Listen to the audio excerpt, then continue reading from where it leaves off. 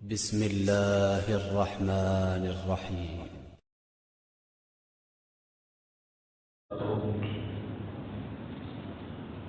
الحمد لله رب العالمين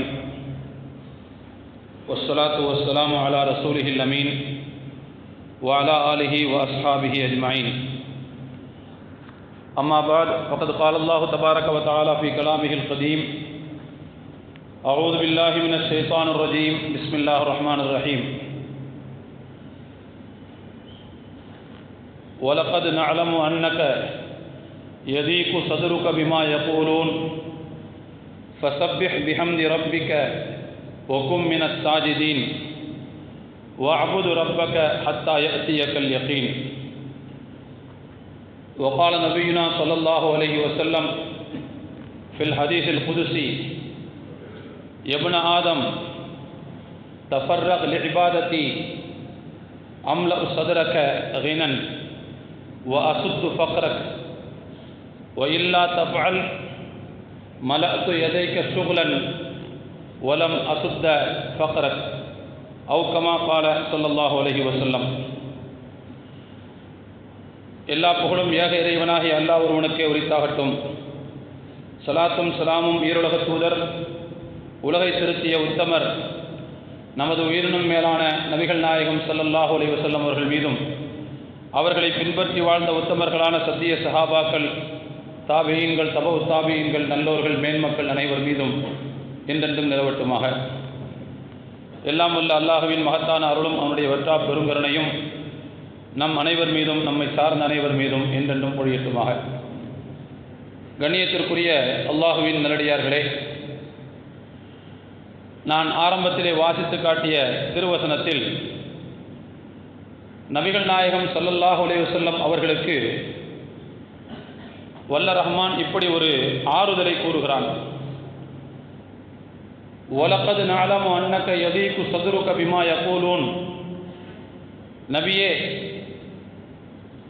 உமது விஷயத்தில் உங்களுடைய எதிரிகள் செய்யக்கூடிய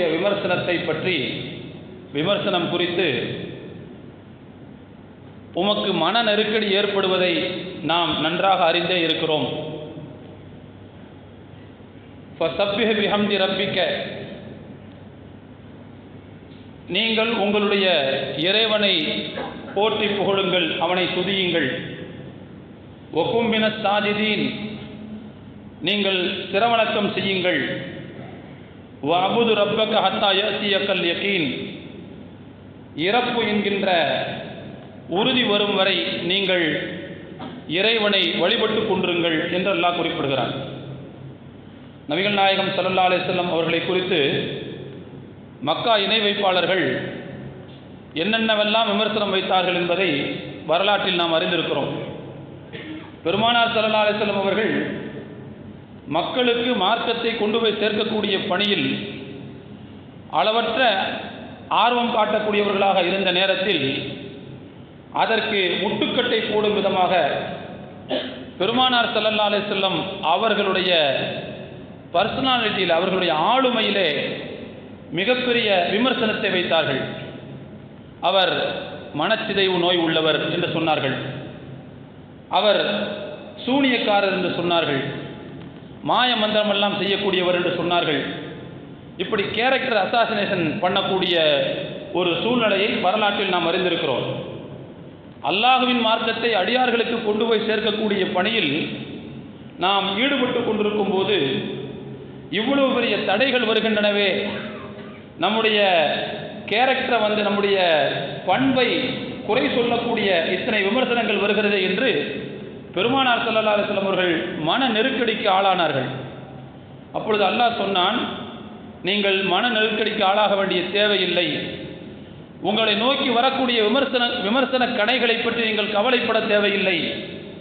அதையெல்லாம் விஞ்சுவதற்கு, அதையெல்லாம் நீங்கள் தவிர்த்து கொள்வதற்கு நீங்கள் கவனம் செலுத்த வேண்டிய விஷயங்கள் என்னன்னு சொன்னால், முதலாவது நீங்கள் இறைவனை துதியுங்கள், அவனை போற்றி புகழுங்கள், சஜிதா செய்யுங்கள், நீங்கள் அல்லாஹ்வுக்கு அடிபணிந்து நடங்கள், இபாதத் செய்யுங்கள், இதில் நீங்கள் கவனம் செலுத்துங்கள்.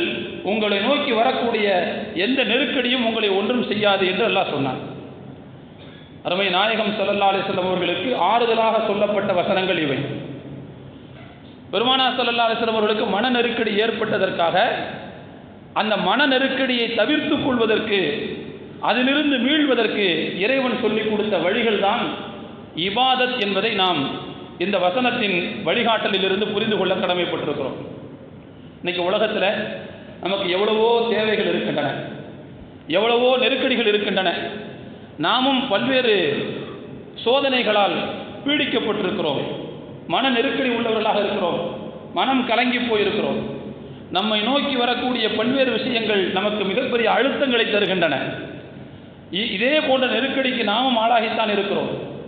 அப்படின்னா நாம் எதில் அதிகமாக கவனம் செலுத்த வேண்டும் என்கின்ற ஒரு வழிகாட்டலை இந்த வசனத்தின் வாயிலாக நாம் புரிந்து கொள்ள கடமைப்பட்டிருக்கிறோம். அருமையான தோழர்களே, இபாதத் என்பது படைத்தவனுக்கு முன்னால் நாம் அடிபணிந்து நடப்பது என்று பொருள். நம்மை படைத்த இறைவன், அவனுக்கு முன்னால் நாம் பணிவதுதான் நியாயம். நாம் தான் தோன்றிகள் கிடையாது, நாம நம்மை உருவாக்கி கொள்ளவில்லை. நம்மை படைத்தவன் இறைவன் என்று குர்ஆன் சொல்கிறது. வமா ஹலக்துல் ஜின்ன வல் இன்ஸ இல்லா லியஅபுதூன் குர்ஆன் சொல்கிறது. உங்களை நான் தான் ஒரு நோக்கத்துக்காக படைச்சேன்னு அல்லாஹ் சொல்றான். அப்போ நாம் நம்மை படைத்துக் கொள்ளவில்லை, இறைவன் தான் நம்மை படைத்தான். நல்லா யோசிச்சு பாருங்க, நம்மை நாம் படைத்துக் கொள்ளவில்லை. ஏனென்றால் நாம் இல்லாமையில் இருந்தோம், இல்லாத ஒன்றாக இருந்தோம். அதற்கு பிறகுதான் இறைவன் நம்மை இருப்புக்கு கொண்டு வந்தான். இல்லாத ஒன்று எப்படி ஒன்றை படைக்க முடியும்? நிச்சயமாக இல்லாத ஒன்று வேறொன்றை படைக்கவே முடியாது. எனவே நம்மை நாம் படைத்துக் கொள்ளவில்லை. அப்போ வேறு ஒன்றுதான் நம்மை படைத்தது என்பது நிரூபணமாகிறது. சரி, உலகத்தில் சில பேர் சொல்ற மாதிரி இயற்கை என்பது நம்மை படைத்ததா என்றால், இயற்கைனா எதை சொல்லுவாங்க? காடு, மலை, ஆறு, நதி, ஏரிகள், குளங்கள், உயிரினங்கள், இதைத்தான் இயற்கை என்று சொல்லுவார்கள். சுற்றுச்சூழல். இந்த இயற்கை எப்படி மனிதனை படைத்திருக்க முடியும்? கொஞ்சம் வச்சு பாருங்க. இயற்கைக்கு பேசக்கூடிய தன்மை இருக்கிறதா? சில இயற்கையான பொருட்களுக்கு பார்க்கும் தன்மை இருக்கிறதா? கேட்கும் தன்மை இருக்கிறதா? அறியும் தன்மை இருக்கிறதா? அப்போ அறியும் தன்மை இல்லாத, பேசும் தன்மை இல்லாத, புரிந்து கொள்ளும் தன்மை இல்லாத, பார்க்கும் திறன் இல்லாத ஒன்று எப்படி பார்க்கக்கூடிய திறன் உள்ள ஒரு ஆளை உருவாக்க முடியும்? எப்படி ஒரு படைப்பை உருவாக்கி அதற்கு பார்வை திறனை கொடுக்க முடியும்? எப்படி ஒரு படைப்பை உருவாக்கி அவருக்கு அறியும் தன்மையை, பேசும் தன்மையை கொடுக்க முடியும்? எனவே நாம் தாம் தோன்றிகள் கிடையாது, நாம நம்மை படைத்துக் கொள்ளவில்லை, இயற்கையும் நம்மை படைக்கவில்லை. அப்படின்னா ஒரு சக்தி தான் நம்மை படைத்தது என்பது நிரூபணமாகிறது. அந்த சக்தியை தான் அல்லாஹ் என்று நாம் சொல்கிறோம், இறைவன் என்று சொல்கிறோம். படைத்தவன் அவன்தான் என்பது முடிவாகிவிட்டால் அவன் சொல்படி கேட்பதுதான் நம்முடைய கடமை, அவனுக்கு முன்னால் அடிபடிவதுதான் நம்முடைய கடமை. அந்த இறைவன் தான் சொல்கிறான், உங்களுடைய நெருக்கடிகளுக்கான வழிகளை நான் வழிபாடுகளில் வைத்திருக்கிறேன் என்று சொல்கிறான். உங்களுடைய மனக்கலக்கத்திற்கான மருந்துகளை நான் வழிபாடுகளில் வைத்திருக்கிறேன் என்று இந்த வசனத்தில் எல்லாம் குறிப்பிடுகிறார். அருமையான தோழர்களே, 4 விஷயத்தை இந்த இடத்துல சொல்றான். ஒன்று தஸ்பீஹ், ஃபஸப்பிஹ். 2வது தஹ்மீத், அல்லாஹ்வை துதிப்பது, அல்லாஹ்வை போற்றி புகழ்வது, பிஹம்தி ரப்பிக. 3வது சஜிதா, வகும் மினஸ் சாஜிதீன் என்று சொல்கிறான். சஜிதா செய்யுங்கள் அதிகமாக. சஜிதா அப்படிங்கிறதுக்கு என்ன அர்த்தம் சொன்னால் தொழுங்கள் என்று பொருள். அப்போ தொழுகை. 4வது அல்லாஹ் சொல்வது இபாதத், வஅபுது ரப்பக ஹத்தா யஅதியக்கல் யகீன். இறப்பு என்கின்ற உறுதி வரும் வரை, நீங்கள் கடைசி நிமிடம் வரை, உயிர் உங்களுடைய உடலில் ஒட்டி கொண்டிருக்கும் வரை அல்லாஹ்வுக்கு வழிபட்டு நடங்கள், கட்டுப்பட்டு நடங்கள், அடிபணிந்து நடங்கள் என்று சொல்கிறார். இதில்தான் மனித சமூகத்திற்கு ஏற்படக்கூடிய நெருக்கடிகளுக்கான தீர்வை வைத்திருக்கிறேன், மருந்தை வைத்திருக்கிறேன் என்று அல்லாஹ் சொல்கிறார். அதனால்தான் அருமையான தோழர்களே, பெருமானார் ஸல்லல்லாஹு அலைஹி வஸல்லம் அவர்கள் ஏதாவது கலங்கக்கூடிய வகையில், மனக்கலக்கம் ஏற்படக்கூடிய வகையில் ஏதாவது ஒன்றை பார்த்தால் உடனடியாக அவர்கள் விரைந்து செல்லக்கூடிய இடம் என்பது தொழுகையாக இருக்கும் என்று ஹதீஸில் வருகிறது. கான இதா ஹஸபஹு ஷைஉன் ஃபஸா இல ஸலாத். நபி ஸல்லல்லாஹு அலைஹி வஸல்லம் அவர்களுக்கு ஏதேனும் ஒரு கலக்கம் ஏற்பட்டால் நின்றுட்டே இருப்பாங்க. திடீர்னு பார்த்தா மேகங்கள் கூடும், மேகங்கள் ஒன்று திரளும், மேகங்கள் ஒன்று திரளக்கூடிய இந்த காட்சியை பெருமானார் ஸல்லல்லாஹு அலைஹி அவர்கள் கண்டுவிட்டால் உடனே அவர்களுக்கு மனம் கலங்கிவிடும். நாமெல்லாம் மேகம் கொண்டா என்ன நினைப்போம்? மழை பெய்ய போகுது, மழைக்கான மணியோசையாக இது முன்னே வருகிறது என்று நாம் நினைத்து கொண்டிருக்கிறோம்.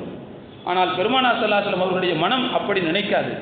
அவங்க என்ன நினைப்பாங்கன்னு சொன்னால், இதே மழை மேகம் ஒன்று கூடிய போது, ஒன்று திரண்ட ஒரு நேரத்தில் முந்தைய நபியினுடைய ஒரு சமுதாயம், ஹாதா ஆரிது மும்திருனா, இதோ இந்த மழை மேகங்கள் எங்களுக்கு மழையை பொழிவிக்கப் போகின்றன என்று சொல்லிக் கொண்டிருந்தார்கள். ஆனால் அந்த மழை மேகத்தை அந்த சமூகத்துக்கான இடியாகவும் அந்த சமூகத்துக்கான வேதனையாகவும் அல்லாஹ் ஆக்கினான். துதம்மிருக்குள்ள செய்யின் அல்லாஹ் சொல்கிறார், அந்த மழை மேகங்கள் அனைத்தையும் துவம்சம் செய்தன என்று சொல்கிறார். அந்த சமூகத்தையே திருப்பி போட்டுருச்சு. அப்போ எனவே ரசூலுல்லாவுக்கு மேகத்தை கண்டா எப்படி இருக்கும்னா, அவங்க உடனே கலங்க ஆரம்பித்து விடுவார்கள். பெருமானார் ஸல்லல்லாஹு அலைஹி அதனால தான் உடனே தொழுகையின் பக்கம் விரைவார்கள். எப்பொழுது அந்த மேகம் மழையாக பொழிய தொடங்குகிறதோ அதற்கு பிறகுதான் அவர்களுடைய முகத்தில் மலர்ச்சியை பார்க்க முடியும் என்று ஹதீஸ் சொல்கிறது. அப்படின்னா ஒரு மனிதன் தன்னுடைய மனக்கலக்கத்தை இறக்கி வைப்பதற்கான ஒரு நல்ல இடமாக இறைவன் வழிபாடுகளை வைத்திருக்கிறான் அப்படிங்கிறதுக்கு இது ஒரு மிகப்பெரிய சான்றாக இருந்து கொண்டிருக்கிறது. அருமை நாயகம் ஸல்லல்லாஹு அலைஹி வஸல்லம் அவர்கள் ஒரு ஹதீஸில் சொல்லுவாங்க, ஒரு மனிதன் தன்னுடைய இறைவனுக்கு மிக நெருக்கமாக இருக்கக்கூடிய இடம் என்பது சஜிதா என்று சொல்வார்கள். அந்த சஜிதாவில் நீங்கள் உங்களுக்கு தேவைப்பட்டவற்றை இறைவனிடத்தில் அதிகமாக கேளுங்கள் என்றும் சொன்னார்கள். சஜிதா தான் ஒரு மனுஷன் இறைவனுக்கு மிகவும் நெருக்கமாக இருக்கின்ற இடம். ஏன்னா ஒரு மனுஷன் தன்னுடைய மேல் பகுதியை கீழே கொண்டு போய் வைக்கிறான். மேல் பகுதி நெற்றியை கொண்டு போய் கீழே கொண்டு போய் வைக்கிறான். யாரும் சிரசை கீழே வைக்க மாட்டார்கள். யாருக்கு முன்னாலும் தாழ மாட்டார்கள், குனிய மாட்டார்கள். அப்படி குனிவதை தங்களுடைய மதிப்பு குலைவதாக நினைத்துக் கொள்வார்கள். தங்களுடைய ஈகோவுக்கு பிரச்சனை நினைச்சுக்குவாங்க. ஆனால் அந்த மேல் பகுதியை தரையில் கொண்டு போய் வைக்கின்ற அந்த வேலையை இந்த மனிதன் செய்வதால் இறைவன் அவனை அதிகமாக விரும்புகிறான் அந்த நேரத்தில். அதனால் இது தனிப்பட்ட சரிதான் புரிஞ்சிக்க கூடாது. சில பேர் எல்லாம் தொழுது முடிச்சுட்டு லாஸ்ட்டில் சஜிதால துவா செஞ்சால் ரொம்ப அல்லாட்ட ஒப்புக்கொள்ளப்படும் நினச்சிக்கிட்டு போய் சஜிதால கீழே அப்படி விழுந்து கையை இப்படி வைக்காமல் இப்படி வச்சுட்டு செஞ்சுருப்பாங்க. சில பேர் சஜிதா செய்வாங்க, பார்த்துருக்கீங்களா? நான் நிறைய பேரை பார்த்துருக்குறேன். அப்படி ஒரு சஜிதாலாம் கிடையாது. சஜிதா என்பது என்ன அர்த்தம்னா, ஏற்கனவே தொழுகையில் வரக்கூடிய சஜிதா அப்படின்னு அர்த்தம். அல்லது குர்ஆன் ஓதும்போது சஜிதாவுடைய வசனம் வந்தால் ஒரு சஜிதா செய்வோம் இல்லை, அந்த சஜிதான்னு அர்த்தம். அல்லது நன்றி செலுத்துவதற்கான ஒரு சஜிதான்னு ஒன்று இருக்குது, சஜிதா ஷுக்குர் என்று சொல்வார்கள். நம்மை விட பாதிக்கப்பட்ட ஒரு மனிதரை பார்க்கும்போது நம்முடைய மனசுக்குள்ள அல்லாஹ்வின் மீது ஒரு நன்றி உணர்வு பிறக்குதில்ல, அந்த நன்றி உணர்வுக்காக ஒரு சஜிதா செய்வதுன்னு ஒன்று இருக்குது. இந்த மாதிரி ஏற்கனவே எதற்கு சஜிதா இருக்கிறதோ அந்த சஜிதாவில் கேட்கப்படக்கூடிய துவாவை தான் நபி ஸல்லல்லாஹு அலைஹி வஸல்லம் சொல்கிறார்கள். அதனால் நீங்கள் எல்லாம் தொழுது முடிச்சுட்டு வீட்டுக்கு கிளம்புற நேரத்தில் தொப்பு கடிர்னு உள்ள விழுந்து கையை இப்படி வச்சுக்கிட்டு சஜிதாவில் கேட்கறது அப்படி சில பேர் வச்சுருக்காங்க பாருங்கள், அந்த சஜிதா கிடையாது. சொல்லப்போனால் காரணம் இல்லாமல் சஜிதா செய்வது என்பது தவறுன்னு மார்க்கம் சொல்லுது. அப்போ எனவே இங்கே நம்ம என்ன கவனிக்கணும்னு சொன்னால், இறைவனுக்கு மிக நெருக்கமான பகுதி ஒரு மனிதன் தன்னுடைய சிரசை தரையில் வைக்கும்போது அதனால் இறைவன் கேட்டதையெல்லாம் கொடுக்கிறார். எனவே நீங்கள் அதிகமாக கேளுங்கன்ற சொன்னாங்க. அருமையான தோழர்களே, ஒரு சஹாபி ரபியான்னு நினைக்கிறேன் அவருடைய பேர், மிகவும் வறிய சஹாபி, ஏழையான ஒரு சஹாபி தான். அவருடைய தேவைக்கு அவர் உழைத்தால் தான் ஆயிற்று அப்படிங்கிற மாதிரியான ஒரு மனிதர். ஆனால் எப்பவும் ரசூலுல்லாஹ்வுடைய உட்கார்ந்திருப்பார். குறிப்பாக இரவு நேரங்களில் ரசூலுல்லாஹ்வுக்கு ஹெல்ப் பண்ணுறதுக்காக இவர் ரசூலுல்லாஹ்வுடைய வீட்டு வாசலே காத்திருப்பார். பெருமானார் ஸல்லல்லாஹு அலைஹி அவர்களுக்கு துப்புரவு செய்வதற்கான தண்ணீரை எடுத்து வைப்பது, அதே மாதிரி ரெஸ்ட் ரூமுக்கு போகிற தேவையான தண்ணீரை எடுத்து வைப்பது, இந்த வேலையெல்லாம் இவர் செய்வார். ஒரு நாள் ரசூலுல்லாஹ் இவர் மேலே இறக்கப்பட்டு இந்த வேலையெல்லாம் செய்கிறாருன்னு சொல்லிட்டு அந்த சஹாபிட்ட சொல்கிறாங்க, சல் யா ரபியா, ஏதாவது கேட்கணும்னா கேளுங்க, நான் உங்களுடைய கோரிக்கையை நிறைவேற்றேன்னு. அதாவது அவருக்கு ஏதோ உலகியல் தேவைகள் இருக்கும், அந்த தேவைகளை கேட்பார், அதை நாம் செய்து கொடுக்கலாம் என்ற நோக்கத்தில் ரசூலுல்லாஹி ஸல்லல்லாஹு அலைஹி சொன்னாங்க, சல் யா ரபியா, ஏதாவது வேணும்னா கேளுங்க, நான் தர்றேன் அப்படிங்கிறாங்க. இப்போ ரபியா ரலியல்லாஹு அன்ஹு அவர்கள் சொல்கிறார்கள், முராஃபகத்தக ஃபில் ஜன்னா, அஸ்அலுக முராஃபகத்தக ஃபில் ஜன்னா, நபியே உங்களோடு நான் சொர்க்கத்தில் சேர்ந்திருக்க வேண்டும், அதுதான் என்னுடைய கோரிக்கை, அதை நான் கேட்கிறேன் என்று. ரசூலுல்லாஹ் கேட்டாங்க திரும்ப, அவகைர தாலிக்க, இதை விடுங்க, இது மறுமையில் உள்ள விஷயம், அப்புறமா பார்த்துக்கலாம், இப்போ எதாவது தேவைப்படுதா, அவகைர தாலி வேறு ஏதாவது இருக்கா அதை சொல்லுங்க. இந்த சஹாபி சொன்னார், ஹுவதாக்க, எனக்கு அது மட்டும்தான் அப்படின்னு. ரசூலுல்லாஹ் மறுபடியும் கேட்டாங்க, அவகைர தாலிக்க, அது அப்புறமா பார்க்கலாம்ப்பா, இப்போ தேவை இருக்கா, உடனடி தேவை, ஹுவதாக்கன்னு தான் சொன்னார். அப்போ பெருமானார் ஸல்லல்லாஹு அலைஹி வஸல்லம் அவர்கள் அந்த சஹாபிட்ட சொன்னாங்க, ஃபஅஇன்னி அலா தாலிக பிகஸ்ரத்தி சுஜூத், நாளை மறுமையில் என்னுடன் சொர்க்கத்தில் இருக்க வேண்டும் என்கின்ற உம்முடைய கோரிக்கை நிறைவேற வேண்டுமானால் அதிகமாக சஜிதா செய்து எனக்கு உதவி செய்யுங்கள், நான் பக்கத்தில் இருக்கிறதுக்கு ஏற்பாடு பண்ணுறேன்னு சொன்னாங்க. இந்த இடத்துல கவனிக்க வேண்டிய செய்தி என்னன்னு சொன்னால், அதிகமான சஜிதா, அதிகமான தொழுகை என்பது ஒரு மனிதனுடைய கோரிக்கை நிறைவேறுவதற்கான காரணமாக அமைகிறதுங்கிறத அருமை நாயகம் ஸல்லல்லாஹு அலைஹி வஸல்லம் அவர்கள் இந்த ஹதீஸின் மூலமாக சுட்டி காட்டுகிறார்கள். எனவே தோழர்களே, இன்றைக்கு நாம் நிறைய தேவையில் இருக்கிறோம், நிறைய கோரிக்கைகளோடு இருக்கிறோம், நிறைய நெருக்கடிகளில் இருக்கிறோம். நாம் தஞ்சமடைய வேண்டிய இடம் என்பது இபாதத் என்பது இந்த சமூகம் இன்னும் சரியாக புரிந்து கொள்ளவில்லை.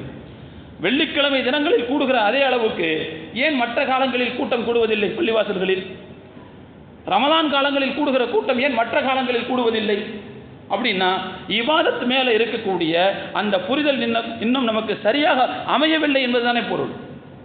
தோழர்களே, இறைவன் என்பவன் வெள்ளிக்கிழமையில் மட்டும்தான் ஆராதிக்கப்படணுமா? வெள்ளிக்கிழமையில் மட்டும்தான் அவனுக்கு வணக்கம் உண்டா?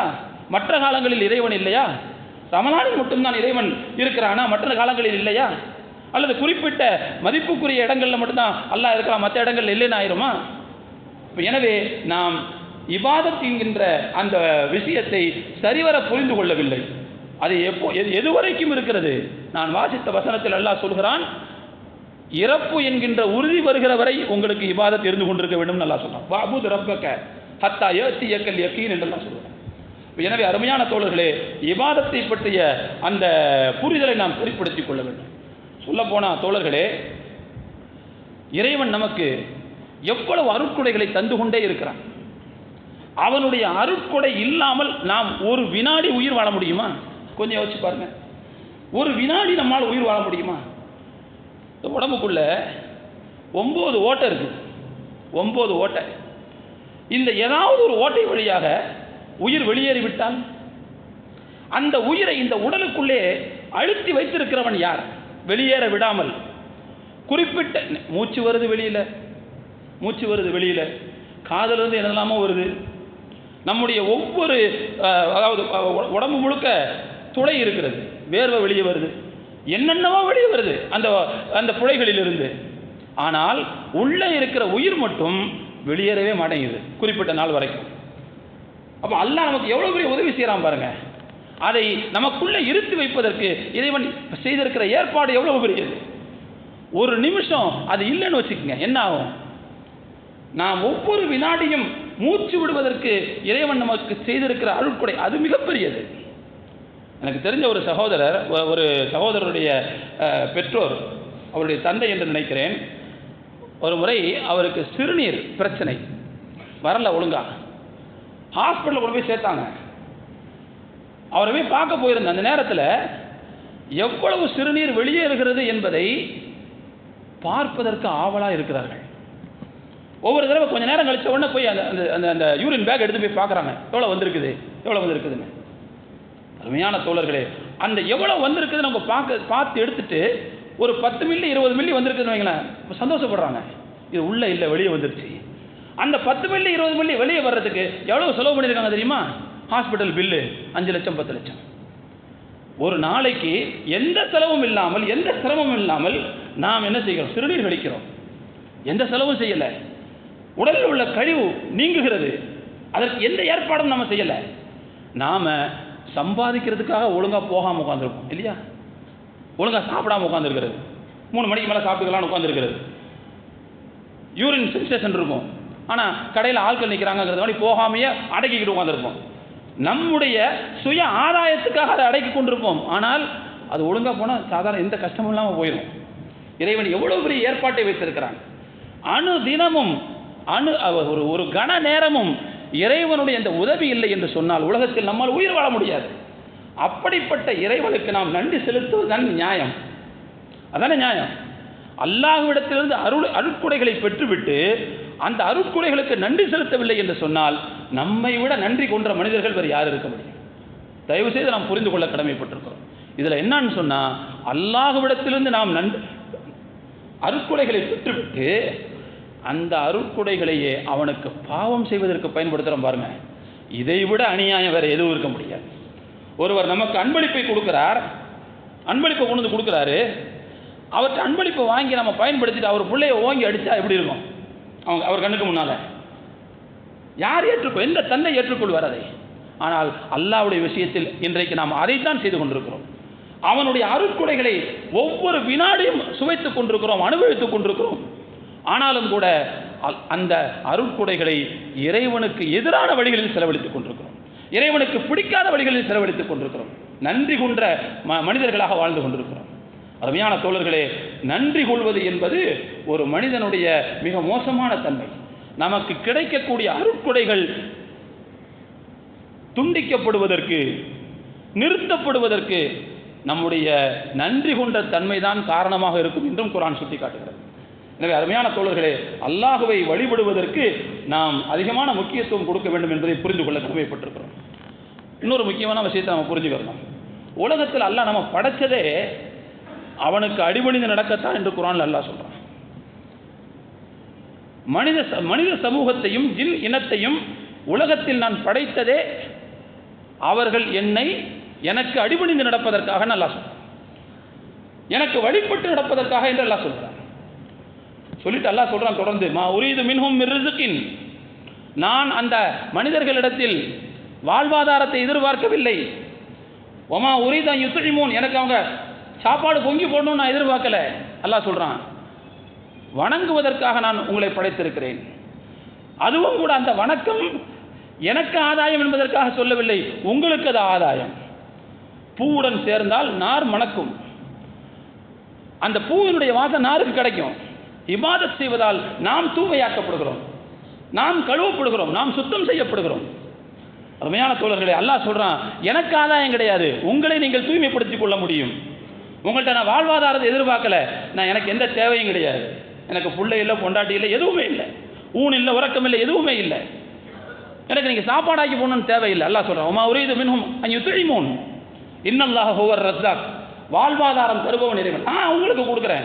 உங்கள்கிட்ட நான் என்ன எதிர்பார்க்குறேன்னா, என் சொல்படி கேட்டு நடங்க, அவ்வளோதான். நான் இபாதத் பண்ண சொல்கிறேன்னா பண்ணுங்க, உங்களுடைய வாழ்க்கையில் சில விஷயங்களை கடைபிடிக்க சொல்கிறேன்னா அதை கடைபிடிங்க, அதைத்தான் நான் எதிர்பார்க்குறேன்னு நான் சொல்கிறேன். அருமையான தோழர்களே, முஸ்லிம் சமூகம் அவர்கள் இந்த உலகத்தில் தோற்றுவிக்கப்பட்டதற்கு அடிப்படையான நோக்கம் இருக்கிறது. அந்த நோக்கத்தை பெருமானார் ஸல்லல்லாஹு அலைஹி வஸல்லம் அவர்கள் ஒரு தடவை சுட்டி காட்டினார்கள். நாம் நன்றாக புரிந்து கொள்ள, அடிக்கடி நம்ம கேள்விப்பட்டிருக்கிற ஒரு வரலாற்று நிகழ்ச்சி தான் அது. உங்களுக்கெல்லாம் தெரியும், பத்ர் போர்க்களத்தில் மறுநாள் போர் நடக்க போகுதுன்னா அதுக்கு முதல் நாள் இரவு பெருமானார் ஸல்லல்லாஹு அலைஹி வஸல்லம் அவர்கள் ஒரு கூடாரத்தில் அமர்ந்து இரவு நேரத்தில் அல்லாஹ்விடத்திலே அழுது புலம்பி துவா செய்து கொண்டிருக்கிறார்கள். அல்லாஹ்ட்ட கேட்குறாங்க, இறைவா, எனக்கு நீ வாக்களித்ததை நிறைவேற்றி கொடு. அல்லாஹும் அன்ஜிஸ்லி மா வஅத்தனி, எனக்கு நீ வாக்களித்ததை நிறைவேற்றி கொடு என்று கேட்கிறார்கள். என்ன வாக்களித்தான் அல்லாஹ்? வகான ஹக்கன் அலைனா நஸ்ருல் முஃமினீன், இறை நம்பிக்கையாளர்களுக்கு உதவி செய்வது என்னுடைய கடமை என்று அல்லாஹ் சொன்னான். அந்த வாக்குறுதி எனக்கு நிறைவேற்றி கொடு இறைவா என்று பெருமானார் ஸல்லல்லாஹு அலைஹி வஸல்லம் அவர்கள் திரும்ப திரும்ப அல்லாஹ்ட்ட கேட்டுக்கிட்டே இருந்தாங்க. அழுது புலம்பி கேட்டுக்கொண்டிருந்தார்கள். அப்போது ஒரு வார்த்தையை ரசூலுல்லாஹ் சேர்த்து சொன்னாங்க. தோழர்களே, நாம் யோசிக்க வேண்டும். பெருமானார் என்ன சொன்னாங்க தெரியுமா? அல்லாஹும்ம இன் துஹ்லிக் ஹாதிஹில் இஸாபத ஃபலா துஅபத் ஃபில் அர்தி அபதன். இந்த கூட்டம் 313 பேர் கொண்ட இந்த கூட்டம், இந்த சிறு குழுவினர் நாளை நடக்கின்ற போரில் அவர்களை நீ அழித்து விட்டால் அதற்கு பிறகு இந்த பூமியில் உனக்கு அடிபணிந்து நடப்பதற்கு யாரும் இருக்க மாட்டார்கள் என்று சொன்னார். தோழர்களை கொஞ்சம் யோசிக்க வேண்டும். பெருமானார் ஸல்லல்லாஹு அலைஹி வஸல்லம் சொல்லும்போது அல்லாமா அலிமியான் ரஹ்மத்துல்லாஹி அவர்கள் இந்த வரலாற்று குறிப்பை எடுத்து சொல்லிவிட்டு இப்படி சொல்கிறார்கள். பெருமானார் ஸல்லல்லாஹு அலைஹி வஸல்லம் அவர்கள் அன்றைக்கு, இறைவா, இந்த குழுவினர் நாளை நடக்கின்ற போரில் மாண்டு விட்டால் மதீனா நகரம் பொருளாதாரத்தில் நலிவுற்றுவிடும் என்று ரசூலுல்லாஹ் சொல்லவில்லை. மதீனா நகரம் பொருளாதாரத்தில் நலிவுற்றுவிடும் என்று சொல்லவில்லை. மதீனாவின் சந்தைகள் எல்லாம் வெறிச்சோடி போய்விடும், வணிகம் நட்டமாகிவிடும், விவசாயம் பொய்த்து போய்விடும், அல்லது உலக வாழ்க்கையின் என்னென்ன பணிகள் எல்லாம் ஓய்ந்துவிடும், அல்லது அரசு நிர்வாகம் ஸ்தம்பிச்சு போயிடும். இப்படிலாம் எதையுமே சொல்லலை. இந்த கூட்டம் நாளை நடக்கின்ற போரில் மடிந்து விட்டால் உன்னை வழிபடுவதற்கு ஆள் இருக்காது, உனக்கு அடிபணிந்து நடப்பதற்கு ஆள் இருக்காதுன்னு சொன்னாங்க. அருமையான தோழர்களே, இந்த உலகத்தில் முஸ்லிம் சமூகம் எதற்கு தோற்றுவிக்கப்பட்டிருக்கிறது என்பதற்கான அடிப்படையை ரசூலுல்லாஹ் இதில் புரிய வைக்கிறாங்க. நாம் இல்லைன்னா வியாபாரம் நஷ்டமாயிராது, நாம் இல்லைன்னா விவசாயம் போய்த்து போயிடாது, நமக்கு பிறகு வேற ஒரு ஆள் பார்ப்பாங்க. நாம் இல்லைன்னா ஒன்றும் எல்லா பணிகளும் ஸ்தம்பிச்சு போயிடாது, அடுத்த ஆள் வந்தால் பார்த்துருவாங்க. ஆனால் ஒரே ஒரு விஷயம் புரிஞ்சுக்குங்க, மனிதர்கள் அவரவர்கள் இருக்கின்ற காலத்தில் இறைவனை வழிபடுவது தான் அவர்களுடைய அடிப்படை நோக்கம். அந்த அடிப்படை நோக்கத்தை பெருமானார் ஸல்லல்லாஹு அலைஹி வஸல்லம் அவர்கள் இந்த வார்த்தையில் மிக அழகாக சொல்கிறார்கள். அல்லாஹும்ம இன் துஹ்லிக் ஹாதிஹில் இஸாபத ஃபலா தஅபுது ஃபில் அர்தி அபதன். இந்த குழு அழிக்கப்பட்டு விட்டால் நாளை உனக்கு அடிபணிந்து நடப்பதற்கு ஆள் இருக்க மாட்டார்கள். அப்போ அதுதான் நம்முடைய அடிப்படை அல்டிமேட் கோல். உலகத்தில் நாம் தோன்றியதற்கான அடிப்படை நோக்கமே நாம் அல்லாஹ்வுக்கு அடிபணிந்து நடப்பது என்பதுதான். மற்ற வியாபாரம், போக்குவரத்து, குடும்பம், கோத்திரம், புள்ளக்குட்டி எல்லாம் இதுக்கு ஹெல்ப் பண்ணணும், இந்த நோக்கத்துக்கு ஹெல்ப் பண்ணணும், அதுக்கு தான் அவங்கெல்லாம். தோழர்களே, அடிப்படை நோக்கம் என்பது அல்லாஹ்வுக்கு அடிபணிந்து நடப்பது தான் என்பதை நாம் புரிந்து கொள்ள கடமைப்பட்டிருக்கிறோம். இன்னொரு முக்கியமான விஷயத்தையும் நான் இந்த இடத்துல தெளிவுபடுத்த விரும்புகிறேன். தோழர்களே, இன்றைக்கு நாம் உலகத்தில் வாழ்கிற போது நாம் அல்லாஹ்வுக்கு வழிபட்டு நம்முடைய வாழ்க்கையை இறைவனுக்கு அடிபணிந்த வாழ்க்கையாக அமைத்து கொள்ளும் போது அடுத்து வரக்கூடிய தலைமுறைக்கு அது பாடமாக இருக்கும். இன்னைக்கு நம்ம பிள்ளைங்க நம்ம வந்து வழிபடுறத, நம்ம பள்ளிவாசலுக்கு வந்து தொழுகிறத, நாம் நோன்பு வைக்கிறத, நாம் சதக்கா கொடுக்கறத, தர்மம் பண்ணுறத, நாம் நல்லவர்கள் செய்கிறத அவங்க பார்க்கலன்னு வச்சுக்கோங்க, நாளைக்கு அந்த பிள்ளைங்க எப்படி அந்த அமலை செய்வாங்க? அவங்களுக்கு ரோல் மாடலாக இருக்கிறது நம்முடைய பொறுப்பு இல்லையா? யார் அந்த அந்த கடமையை செய்கிறது? வேறு யாரும் உங்களுக்கு சொல்லிக் கொடுக்க முடியும்? நாம தானே பழக்க முடியும். ரெண்டு விஷயம் இருக்குது தோழர்களே. ஒன்று, நாம் வாழும்போது அவர்களுக்கு ரோல் மாடலாக இருக்க வேண்டும். நான் ஏற்கனவே ஒரு தடவை சொல்லியிருக்கிறேன், பெற்றோரின் நன்னடத்தை தான் பிள்ளைகளுடைய எதிர்கால வாழ்க்கையை நிர்ணயிக்கும். பிள்ளைகளுடைய எதிர்கால வாழ்க்கையை இலகுவாக ஆக்குவதற்கு பெற்றோர்களுடைய நன்னடத்தை மிக முக்கியமானது. ஏன்னா அவங்கள பார்த்து அவங்க வளரணும். இது ஒரு விஷயம். ரெண்டாவது, நாளை நாம் கண்மூடியதற்கு பிறகு நமக்காக அவன் துவா செய்யணுமா இல்லையா? அந்த புள்ள துவா செய்யணுமா இல்லையா? அதற்காக அவர்கள் பயிற்றுவிக்கப்பட வேண்டுமா இல்லையா? உலகத்தில் அவங்களுக்கு இப்படிப்பட்ட பயிற்சிகள்லாம் கொடுக்காம ஏனோ தானே நம்ம வாழ்ந்துட்டு போயிட்டோன்னு வச்சுக்கோங்க, நாளைக்கு இறைவா என் வாப்பாவை மன்னிச்சுக்கங்கிற வார்த்தை அவன் வாயிலிருந்து வருமா? அவருடைய கபரை வெளிச்சமாக்குங்கிற வார்த்தை அவனுக்கு வருமா? அவனுக்கு சொல்லி கொடுத்துட்டு போனால் தானே வரும்.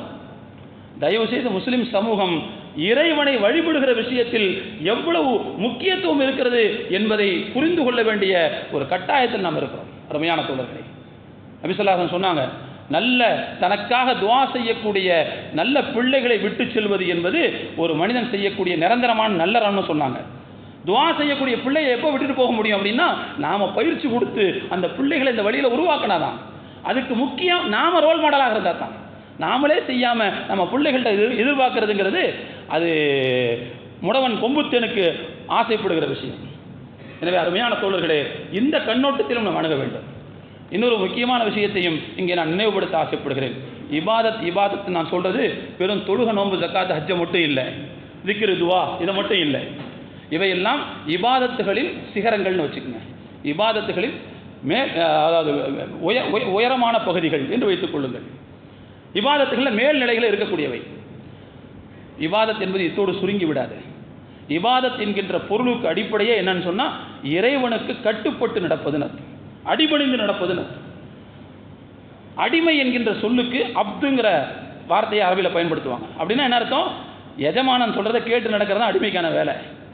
அதனுடைய இன்னொரு வடிவம் தான் இபாதத் என்பது. அப்படின்னா என்ன அர்த்தம்? படைத்த இறைவன் சொல்படி நடப்பதற்கு பெயர் தான் இபாதத், அடிபணிந்து நடப்பதுன்னு அர்த்தம். அடிபணிந்து நடப்பது என்பது வெறும் வழிபாடுகளில் மட்டுமல்ல, நம்முடைய வாழ்க்கையின் எல்லா பகுதிகளிலையும் இருக்கிறதுங்கிறத தயவுசெய்து மறந்துடக்கூடாது.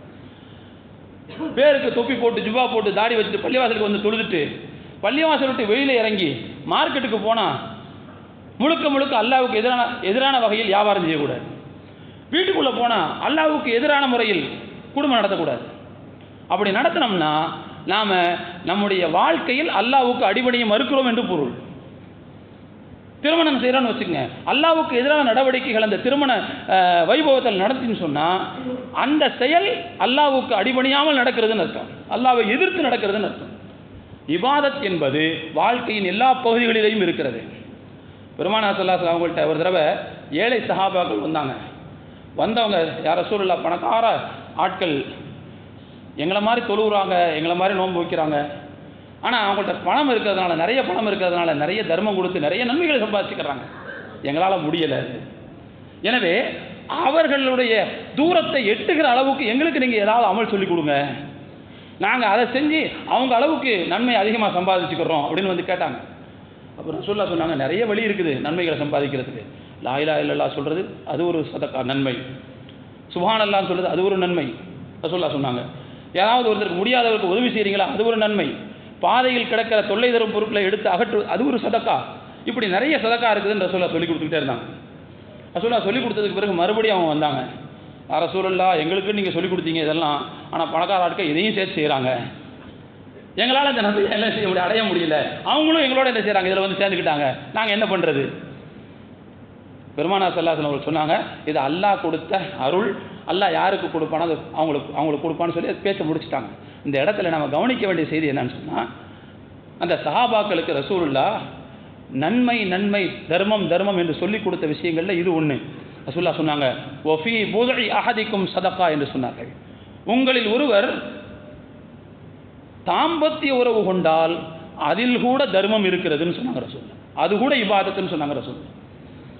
இப்போ சஹாபாக்கள் கேட்டாங்க ரசூலுல்லாஹ், யா ரசூலுல்லாஹ், எங்களில் ஒருத்தர் தம்முடைய ஆசையை தீர்த்து கொள்வதற்குத்தானே தாம்பத்திய உறவு கொள்ளப் போகிறார், ஆசையை தீர்ப்பது எப்படி நன்மைக்குரிய காரியமாக இருக்க முடியும்? ஆசையை அடக்கிறதுக்கு பேர் தான் என்னது? இபாதத். தொழுகையில் வர்றோம், தக்பீர் தஹ்ரீமா கட்டுறோம், தொழுகைக்கு முன்னால் பேசுறது, தொழுகையில் வந்துட்டால் பேச முடியாது, தொழுகைக்கு முன்னால் சாப்பிட்றது, தொழுகைக்கு உள்ளே வந்துட்டால் சாப்பிட முடியாது. ஆசைப்படக்கூடிய விஷயங்கள்லாம் கட்டுப்படுத்துறதுக்கு பேர் தான் இபாதத். நோன்பு வச்சுருக்கிறோம், சாப்பிட முடியாது, ஒன்றும் செய்ய முடியாது, ஆசையை கட்டுப்படுத்தி கொள்வதற்கு பேர் தான் இபாதத்து. ஆனால் தாம்பத்திய இபாதத்துன்னு சொல்கிறீங்களே, ஆசையை தீர்த்து கொள்ள வல்ல அவங்க செய்கிறோம், எப்படி அது இபாதத்துன்னு சொல்கிறீங்கன்னு சஹாபாக்கள் கேட்டாங்க. ரசூலுல்லாஹ் சொன்னாங்க, உங்களில் ஒருத்தர் அந்த ஆசையை தீர்த்து கொள்வதற்கு முறைகேடான வழியில் போனால் அது ஹராமா இல்லையா என்று கேட்டார்கள். ஆமாம் அது ஹராம் தான். அது பாவமா இல்லையான்னு கேட்டாங்க. ஆமாம் பாவம் தான். அப்படின்னா அனுமதிக்கப்பட்ட ஹலாலான வழியில் உங்களுடைய ஆசையை தீர்த்து கொள்வதற்கு நீங்கள் போனால் அது தர்மம் தான் சொன்னாங்க ரசூலுல்லாஹ். அப்படின்னா எதுலையும் இபாதத் இருக்குது, தாம்பத்திய உறவிலும் இபாதத் இருக்கிறது. அல்லாஹுவும் அவனுடைய தூதரும் செய்த வழிகாட்டல் படி அது நடக்குமே. ஆனால் இப்படி ஒவ்வொரு பகுதியும் சாப்பிட்றதுல இருக்குது, தூங்குறதுல இருக்குது, குடும்ப வாழ்க்கையில் இருக்குது, எல்லாத்துலேயுமே இருக்குது. எனவே அருமையான தோழர்களே, அல்லாஹுக்கு அடிபணிந்து நடப்பது தான் நம்முடைய பொறுப்பு. அதற்காகத்தான் இந்த உலகத்தில் நாம் படைக்கப்பட்டிருக்கிறோம். அதில் இறைவன் நமக்கு எக்கச்சக்கமான தீர்வுகளை நமக்கான நெருக்கடிகளை எல்லாம், அதற்கான தீர்வுகளை எல்லாம் அதில் வைத்திருப்பதாக அல்லாஹ் சொல்கிறான். எனவே அருமையான தோழர்களே, அல்லாஹுவை வணங்கி வழிபட்டு அவன் சொல்படி நம்முடைய வாழ்க்கையை அமைத்துக் கொள்வதற்கு நாம் முயற்சி செய்ய வேண்டும். எல்லாம் வல்ல இறைவன் அதற்கு தௌஃபீக் செய்வானாக என்று துஆ செய்தவனாக என்னுடைய உரையை நிறைவு செய்கிறேன். வாஹிரு தஅவானா அனில் ஹம்துலில்லாஹி ரப்பில் ஆலமீன். அஸ்ஸலாமு அலைக்கும் வரஹ்மத்துல்லாஹி வபரகாத்துஹு.